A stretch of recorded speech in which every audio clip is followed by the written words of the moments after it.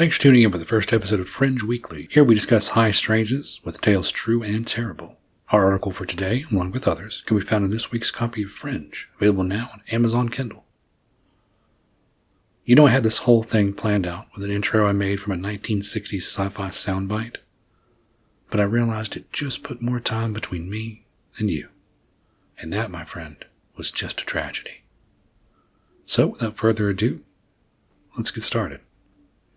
You ever looked at the darkness of a cave mouth and wondered what could be staring back at you just out of sight? We all have had that childhood fear of a monster under the bed, that if you just put your foot out over the edge far enough it would grab you. Something in the primitive part of our brain is afraid, the part that knows they come from below.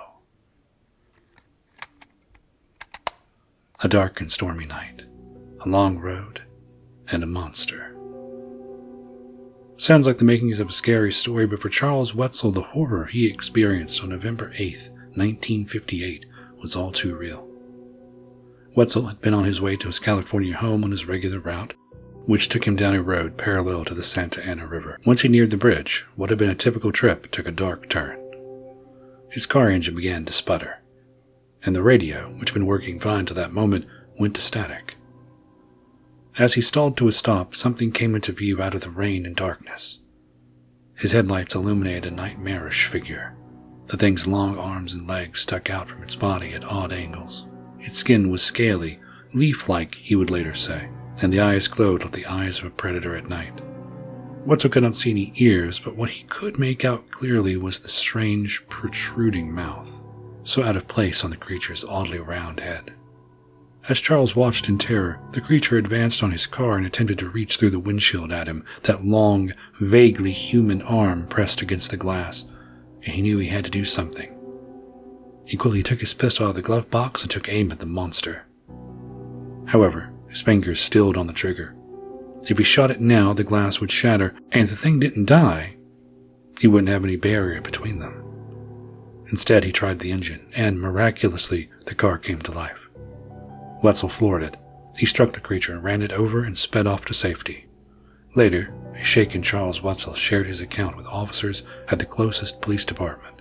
While he conceded the story sounded like something out of a drunken nightmare, the long claw marks on the side of his car where the monster, which would later be dubbed the Brain Tickler of Riverside, took a swipe at him were very real. Other than an oily residue on the underside of Wetzel's car, and one blink-and-you'll-miss-it sighting the very next night on the same stretch of road, that was all there was of the Riverside monster. Was the sighting an isolated incident, or something more? Was it perhaps just another piece of a much larger and older puzzle? Could the Brain Tickler of Riverside have a connection with subterranean, reptilian-like creatures that supposedly lurk in the caves under California? Around 50 miles away from both Santa Ana and Riverside sits Fort Moore Hill in L.A., once a sprawling defense point that played an important part in the 1846 siege of Los Angeles. It is now reduced to a single monument wall, commonly referred to as just Fort Hill. While it has faded in importance with time and memory, it still stands as a marker for one of the strangest expeditions in history. A man named Geroge Shufelt claimed that under Fort Hill and all along Los Angeles was an elaborate series of tunnels made by an ancient race of people who worshipped and revered reptiles. While this claim seemed outlandish, something you might hear in a smoky bar after too many shots of whiskey, he followed it up with proof.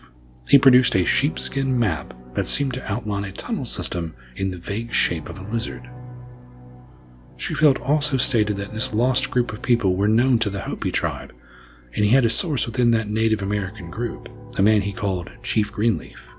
Shufelt, armed with his map and native knowledge, went to the city council and showed them his radio gold-finding machine. He explained that the device, of his own creation, could guide him and work crew into the tunnels and the riches they housed. Shufelt would go on to describe these long-lost lizard worshippers as hyper-intelligent, with their children as smart as grown men. He pitched that what they would find would not only be archaeologically amazing, but filled with treasures.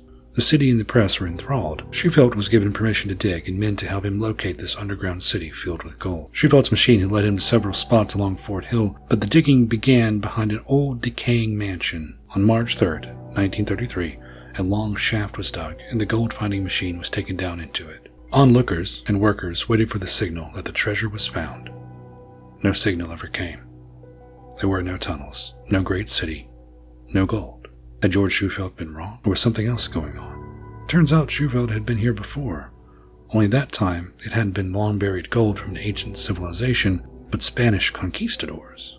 A few years prior to the March 3rd debacle, Shufelt had once again been in the papers with another map that claimed to show the location of hidden Spanish treasure. He hadn't found anything then either. It was all bullshit. Old George may not have found any lizard El Dorado, but he did create something much more valuable, an idea. This idea has been mined for decades afterwards and incorporated into some of the most out-there conspiracy theories. You can find threads of it throughout David Icke's work on reptilian bloodlines. There are echoes even in repressed memory sessions with alien abductees.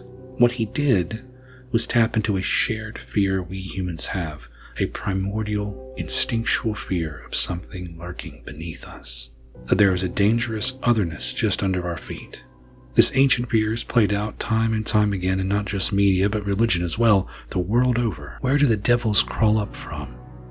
Where do the monsters live?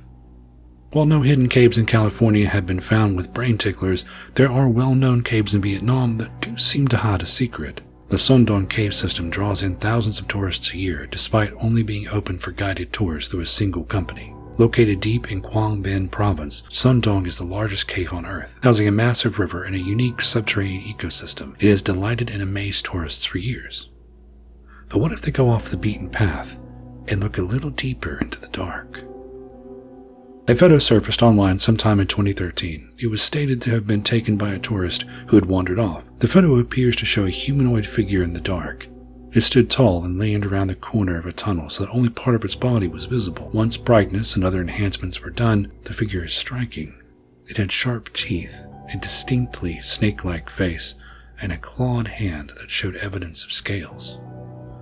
The people of Vietnam have told stories about these lizard men for generations. Reports circulated for years about a detachment of U.S. soldiers who ran to a group of these creatures in the Ho Chi Minh Trail while serving the Vietnam War. While on reconnaissance for enemy troop movements or in relation to an issue with supply, the specifics change in several retellings, the squad encountered these beings. They attacked. Armed with sticks, clubs, and razor-sharp claws, 2 of the soldiers were killed, their upper bodies torn open, gutted. The hides of the creatures were resistant to small arms fire. Bullets ricocheted off like the skin of a crocodile. When they were finally able to down one, the others seemed to blend into the jungle and disappear. Ho Chi Minh Trail is only 3 hours away from a known entrance to Doong caves.